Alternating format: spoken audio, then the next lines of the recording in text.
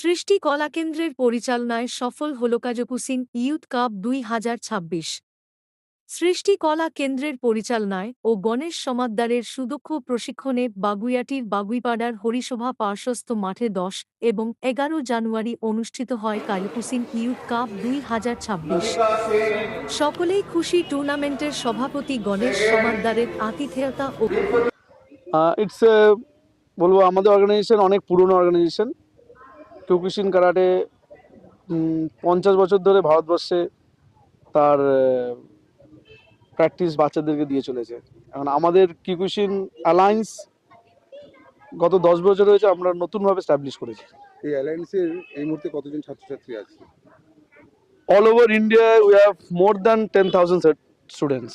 National এবং international লেভেলে কোনো কম্পিটিশন? হ্যাঁ, অবশ্যই আমাদের ন্যাশনাল লেভেল এবং ইন্টারন্যাশনাল লেভেলেও কম্পিটিশন হয় এবং আমাদের বাচ্চারা সেখানে পার্টিসিপেট করে।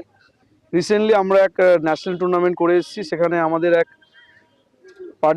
স্টুডেন্ট সে গ্র্যান্ড চ্যাম্পিয়ন হয়েছে, মানে বিভিন্ন ক্যাটাগরির চ্যাম্পিয়নরা ফাইট করে সে সেখানে ফার্স্ট প্লেস পেয়েছে অল চ্যাম্পিয়নদেরকে হারিয়ে।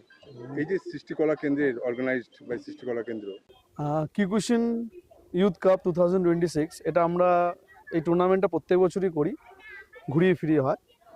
উল্টোডাঙ্গায়, কাকুরগাছি, সেন্ট্রাল কলকাতা। এবছর আমরা বাগুইআটিতে করছি। 2 বছর আগেও আমরা বাগুইআটিতে করেছিলাম। এটা আমাদের 7ম ইয়ুথ কাপ। আজকে কতজন পার্টিসিপেন্টস আছে?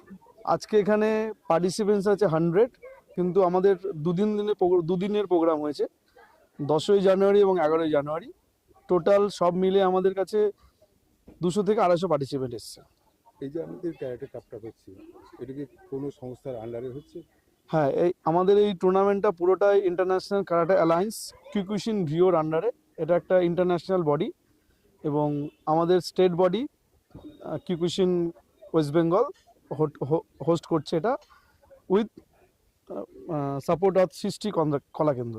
সৃষ্টি কলার সাহায্য নিয়ে আমরা এটাকে অর্গানাইজ করছি এবছর। আপনাদের দেখুন, এটা খালি আমাদের নয়, এটা আমাদের যারা পেরেন্টস আছে বা আদার্স যারা আছে, এটা সবার এফোর্টে এই টুর্নামেন্টটা হচ্ছে এবং সেখানে খালি আমরা ইনস্ট্রাক্টররা বা খালি স্টুডেন্টরা না, এটা সকলের সমবেতভাবে করা হচ্ছে।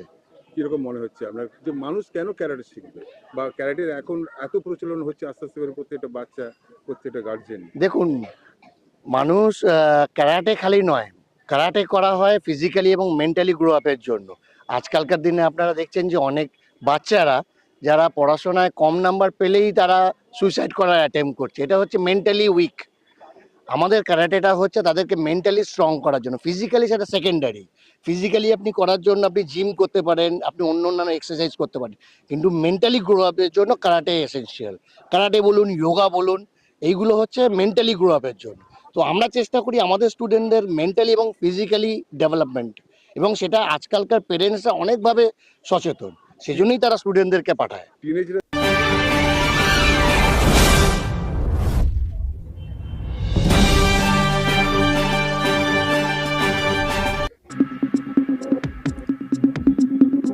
চোখ রাখুন বিশ্ববার্তা টিভিতেই, যার সততাই শেষ কথা।